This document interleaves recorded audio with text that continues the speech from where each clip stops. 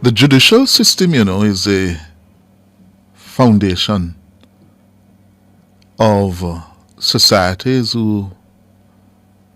societies that really commit themselves to the rule of law.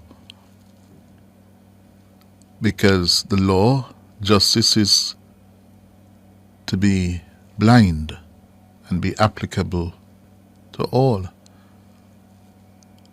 In addition, it provides serious checks on the worst instincts of humankind. And as we come on air, our great neighbors to the north, the United States, is experiencing at this moment a fascinating hearing at the U.S. Supreme Court. The 9 justices are hearing arguments from the lawyers representing the 45th president, Donald Trump.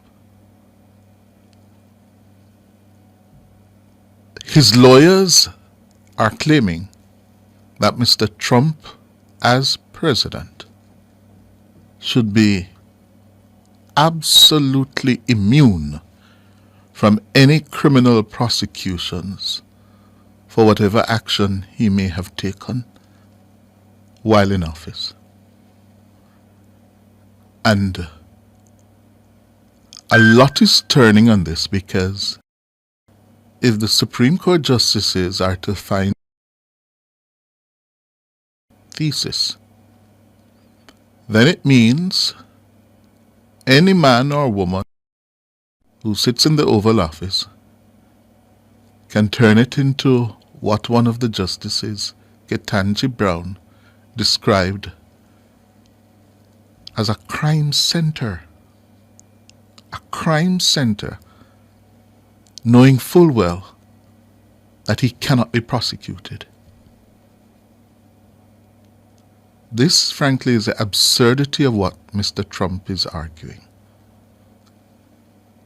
And this man, Trump, has pushed American democracy to the very brink. So it's being watched all over the world. And the questions that the justices are asking suggest that they're very skeptical of what Trump is asking them to rule. It is just amazing where we are. And while they are having their issues, we have our own issues here. Last night, the president of the Judicial Committee of the UK-based Privy Council, or highest court, the President, Lord Reed, gave a lecture virtually to the Law Society and the Law Faculty at the University of the West Indies Mona campus. And in his lecture, Reed revealed that he had asked the UK government to invite senior judges from places like Jamaica, the wider Caribbean, all the jurisdictions that they serve, to sit with them in London in an effort to understand the conditions of those countries from which appeal cases come. That is certainly new. He says he has asked the UK government to invite senior judges from wherever to sit with them. Yeah? Here is Nora Gay Banton's report on this revelation. The lecture was held under the theme Judicial Policy Construction by Apex Courts. The lecture comes as the debate continues about whether Jamaica should continue to cling to the Privy Council as its final appellate court or accede to the civil and criminal jurisdictions of the Caribbean Court of Justice (CCJ). Some legal experts have asserted that Jamaica's apex court should continue to be the Privy Council because they are far removed from the local conditions of a jurisdiction and assess a case with no preconceived biases. However, this has also been a criticism of the Privy Council and a reason given for those advocating for the CCJ to be Jamaica's final appellate court. Lord Reid says he has recommended to the UK government that senior judges from the jurisdictions that they serve sit on the Privy Council. Having the benefit of the opinion of a judge with direct experience of local conditions can only enhance the quality of the Privy Council's decision-making. I've therefore asked the UK government to consider a proposal to invite senior judges from outside the UK to sit with us again on the Privy Council. This isn't currently possible in relation to most of the Privy Council jurisdictions under the legislation which currently governs appointments. The exceptions include judges of the Eastern Caribbean Supreme Court, the High Court of Trinidad and Tobago, and the Supreme Court of Jamaica, who can sit on the Privy Council if they are first appointed as Privy Councillors. At present, none of the judges from these jurisdictions are Privy Councillors, but I am hopeful that that position may change before long. He says Privy Council judges have also, over the years, taken the opportunity to sit in other jurisdictions that they serve in an effort to experience the hearings of cases in those locales. Lord Reid also addressed the criticism that the Privy Council is inaccessible and expensive for litigants in Jamaica and other jurisdictions. Of course, I'm conscious of a significant expense involved in travelling to the UK from some of the Privy Council jurisdictions. The Privy Council therefore offers online or hybrid hearings, which can sometimes be the most efficient and proportionate option. This also enables us to hear the case at a time when it can be viewed by the public locally. For example, we had a case from the Cook Islands in the Pacific concerned with the protection of the marine environment. We heard the case online and sat at 7 o'clock in the evening in the UK, which was 9 o'clock in the morning in the Cook Islands. Lord Reid says the internet has increased the accessibility of the court. Privy Council hearings are all live streamed on the court's website and made available on demand afterwards on both the website and the court's YouTube channel. For example, over 55,000 people watched the Sean Campbell hearing live online. This enabled those with an interest in the case in Jamaica and elsewhere, and there was a particularly high number of viewers in New York, to see the arguments being put forward by counsel, the questions being asked by the judges, to get a much better understanding of the proceedings than would have been possible in the pre-internet age. Norige Banton for Nationwide News. So a lot of points raised there by Lord Reid. Yes. Will they make a difference in terms of the push to end the UK-based Privy Council as our final court? I don't know. But it is a fact that accessibility of the court is better today than it was some time ago. There's no doubt about that. But I don't think that is the crux of the argument in support of ending the reign of the London-based court.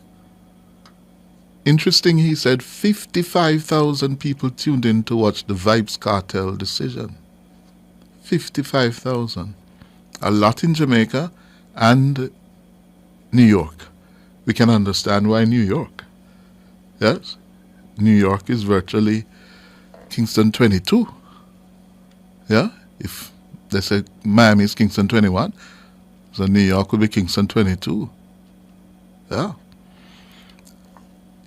He also said that, contrary to a view expressed there in Jamaica, the Privy Council is still eager to serve Jamaica. Remember, there's an argument here that the Privy Council wants to be rid of us, that we are really squatting.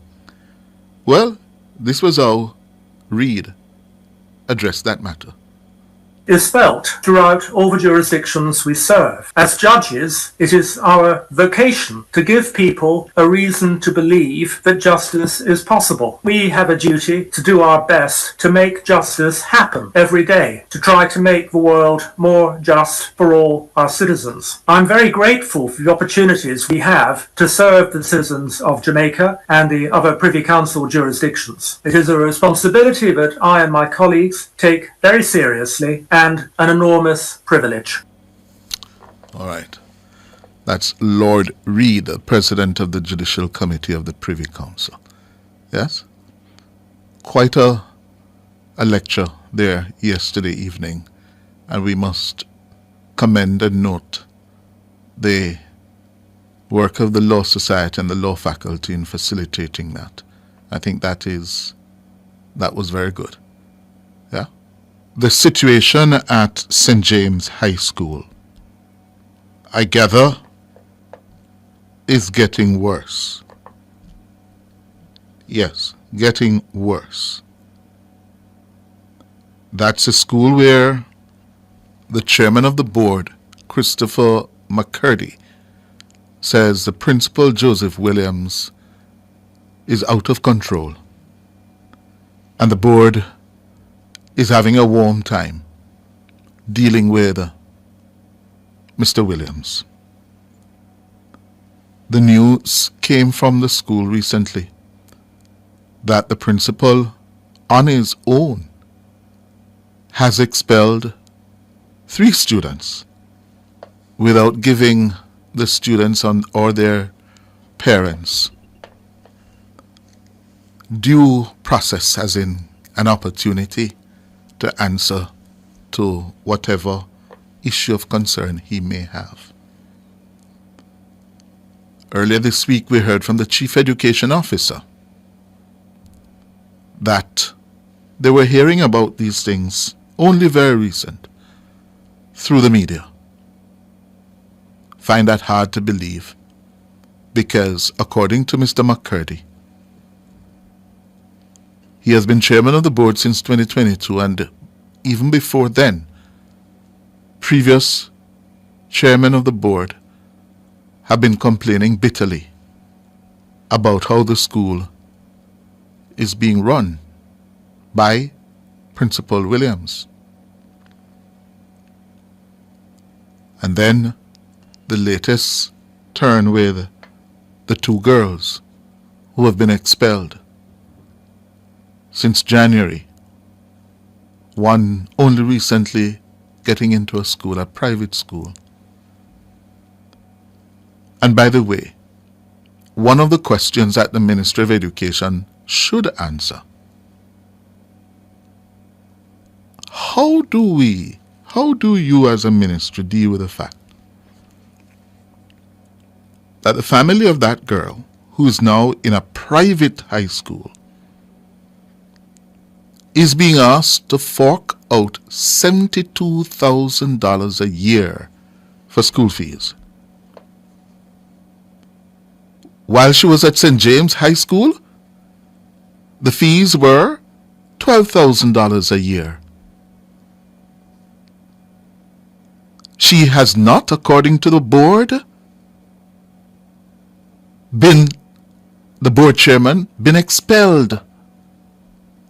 The board has not approved any expulsion of any students since 2022. And yet her family is being asked to pay 6 times what she was paying at St. James High School. 6 times. 6 times 12, not 72? Right. Huh? How is that possible? How is that fair? How is that justified? Huh? And we haven't heard from the Favour Williams-led ministry. What is it that they're doing? What is it you're doing? So Mr. Williams, according to the board chairman, boasts that no ministry can tell him how to run him school. A theme school. So him run it as he pleases. Oh, Lord. Huh? Well, yesterday, the president of the Jamaica Association of Chairmen of Secondary Institutions, Courtney Winter, told Nationwide that based on the regulations of the Education Act, only the board of a school can consent to the expulsion of any student. Here's Dana Davies' report. According to Courtney Winter, Section 30 of the regulations says school boards have full authority to expel a student from a public institution. We have a green book, which most people refer to as the Bible. It's the Education Regulations of 1980. And the section that principally deals with the exclusion or, in fact, the suspension or disciplinary action for students is Section 30, which most boards familiarize themselves with. And per that set of regulations, the board is the only person in that chain that can exclude a student from any public institution or educational institution. That is, I think it's very clear in the procedures as it is set out in the reg. He was speaking against the backdrop of at least 3 students being summarily dismissed from St. James High School since the start of the year by Principal Joseph Williams. The most recent incident brought to public attention involved 2 girls who were expelled from the institution in January after a video of them briefly kissing was posted on WhatsApp. One of the girls, a 16-year-old, posted the 2-second video on her WhatsApp status. The mother of the 16-year-old girl says it took 3 months before her daughter was placed in another school. It's understood that another St. James High student was also expelled in March without being subject to a disciplinary hearing.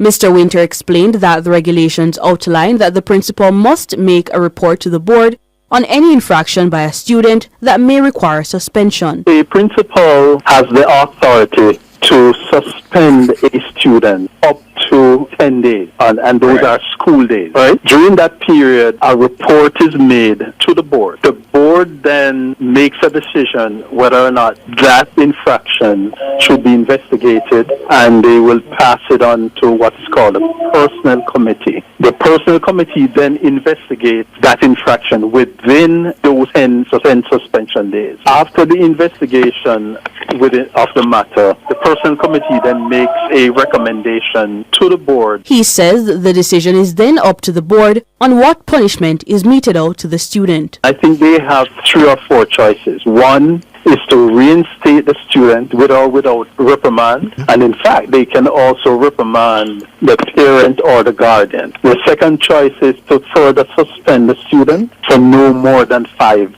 school days, and the third option of the board is to instruct the principal to exclude permanently the student from attending the institution. In a nutshell, that is the process as it is set out in the reg. Dana Davey for Nationwide News.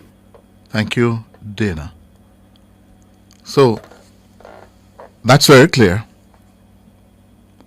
So I ask again, what has the Ministry of Education done?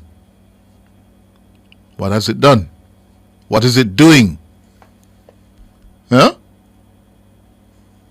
How is it reaching out to the parents of these children who have been expelled? The Ministry of Education by now ought to know that its board is hardly functioning. A meeting should have been held yesterday. Yes? Can you get Mr. Christopher McCurdy for me, Miss Producer, to tell me what came of that board meeting and what's the latest there?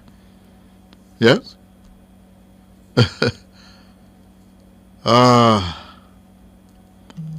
In the meantime, I can tell you that sources at the board meeting is today, not yesterday. Okay. Sources in St. James are telling me that it's a tip of the iceberg we're hearing about. 10 teachers have reached out 10 teachers have been reached out with various complaints.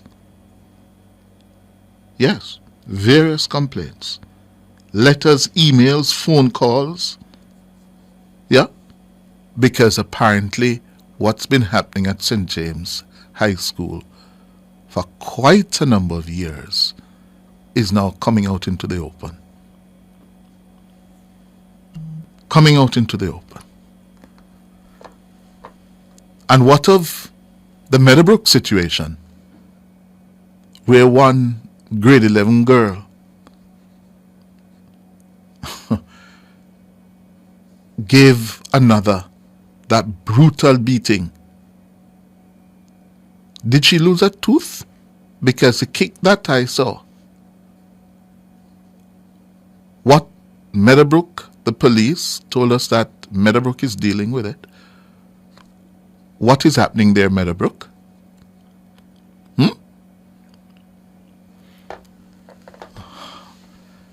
Anyway, there's it's not all bad news from the education sector. Yesterday, UTech had what they're calling the Future Ready Conference. The Future Ready Conference at their Papine campus in St. Andrew. And one of the highlights of the conference yesterday was a 14-year-old girl by the name of Jada Wright. 14 years old. She has created a bit of history by becoming the youngest student in the history of UTech at 14. She has been accepted by UTech and has begun to read for a degree in computer science at 14. I wonder what's the record at UWI? What has been the age of the youngest student at UWI? It would be nice to know. 15, 16? But the Prime Minister was at that conference yesterday, and he said, quote, there are many other Jada Wrights out there in Jamaica. Many other Jada Wrights out there. Yes. All people are talented, you know. Brilliant people who are world leaders. Our problem is opportunity. And the links mentality. If you don't have a link, you have problems. If you don't have old money, you have problems. Yeah? So Jada Wright at 14 at the University of Technology. Here's Mahiri Stewart's report on that. STEM stands for Science, Technology, Engineering, and Mathematics. The three-day conference, held under the theme Global Competency for a Global Economy, will provide opportunities for teachers and students to hear from top experts in the field of STEM education. At 14 years old, Jada Wright is the youngest student in the history of the University of Technology, following her enrollment at the institution to study computer science. Speaking Wednesday at the opening ceremony of the Future Ready Conference at the University of Technology in Kingston, Wright thanked the Prime Minister for investing into STEM training in Jamaica. Special thank you to the Honorable Prime Minister Andrew Holness for taking the step in the right direction, as well as for Marlon for organizing this conference to be able to empower our young generation, this generation, with the tools, the resources to be able to make change. We need to empower everyone in the country, all of our young people, to know that we have the ability to change the world. And all we need are the resources and the empowerment and the motivation to make that meaningful change. In his keynote speech, the Prime Minister says more students like Jada Wright can be discovered in Jamaica through creating more opportunities for students to be trained in STEM. If we can harness the creativity of Jamaicans like Jada Wright, who stood at this platform and spoke so eloquently for a 14-year-old admitted to university in the field of technology. And let me tell you that there are many other Jadarites out there. We just haven't found them. The system hasn't recognized them. Their parents may not even know. The teachers don't see them in the classroom to identify them. There are no programs sufficient to recognize the talent, take the talent, develop the talent, promote the talent. The Prime Minister listed several implementations by the government dedicated to increasing opportunities for students in STEM across Jamaica. The government has been working on ensuring that Jamaica becomes a digital society, starting with, of course, the construction of 6 STEM schools. We're ensuring that our teachers have access to the instruments of technology, and that is why we're giving out 10,000 laptops. We have 4 centers of excellence for STEM opened with the Heart Trust NSTA across Jamaica. The government last year launched the STEM Tertiary Scholarship Program, where we provided 1,250 Jamaican students with scholarships over the next 5 years to pursue a STEM teaching career at Michael University. Mahiri Stewart for Nationwide News. Thank you, Mahiri. Well, one other bit of news this morning. In Haiti, the Transitional Council has been sworn into office.